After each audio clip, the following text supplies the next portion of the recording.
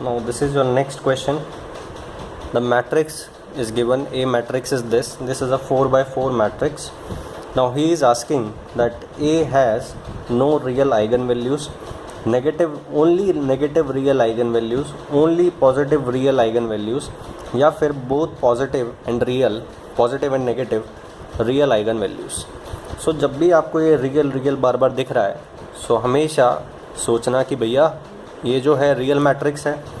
सो एक बार मैट्रिक्स के ऊपर नज़र डालना और देखना कि ये सिमेट्रिक या स्क्यू सिमेट्रिक तो नहीं है, बिकॉज आपको सिमेट्रिक मैट्रिक्स में पता है दैट सिमेट्रिक मैट्रिक्स की जो आइगन वैल्यूज़ हैं वो रियल होती हैं. ठीक है. सो सिमेट्रिक मैट्रिक्स इसको चेक करना होगा कि ये सिमेट्रिक है या नहीं है. ठीक है. सो डायगोनल एलिमेंट्स के ऊपर कोई कंडीशन नहीं है, तो ज़ीरो है तो कोई दिक्कत नहीं है. ठीक है.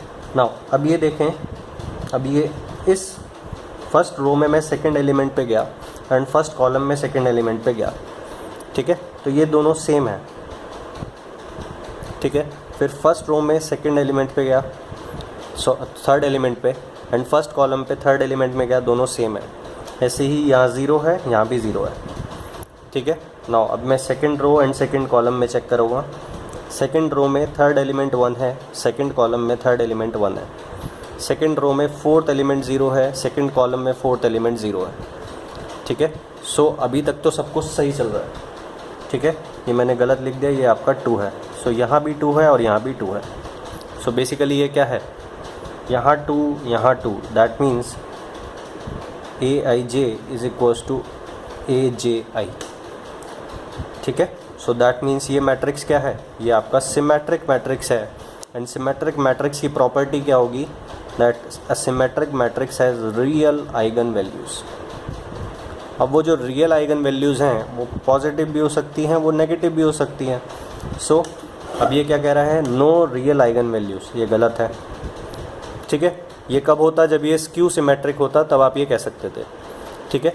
फिर उसके बाद ओनली नेगेटिव, ऐसा कुछ ऐसी कोई कंडीशन नहीं है कि रियल है तो नेगेटिव ही होंगी. फिर C positive real eigen values, ये भी गलत है. पॉजिटिव भी हो सकती हैं, नेगेटिव भी हो सकती हैं. सो D option is correct. The condition is कि वो रियल ज़रूर होंगी. अब रियल में वो पॉजिटिव भी हो सकती हैं, नेगेटिव भी हो सकती हैं, उसके ऊपर कोई कंडीशन नहीं है कि साइन पॉजिटिव ही होना चाहिए या नेगेटिव ही होना चाहिए. ठीक है. So this is the answer. So अब इस क्वेश्चन में आपने क्या देखा कि आपको मैट्रिक्स गिवन था और आपको पहले चेक करना पड़ा कि ये सिमेट्रिक है या स्क्यू सिमेट्रिक है, उसके बाद आपने कमेंट किया. अब डायरेक्टली वो इस तरह से भी पूछ सकता था that a symmetric matrix has, a symmetric matrix has. इस तरह से वो 4 ऑप्शंस आपको दे देता, तब भी यही आंसर होता. बट यहाँ आपको क्या हुआ कि आपको उसने ए मैट्रिक्स दिया और वो आपको देखना पड़ा कि वो सिमेट्रिक है. ठीक है. सो ये आपका क्वेश्चन यहाँ कंप्लीट होगा.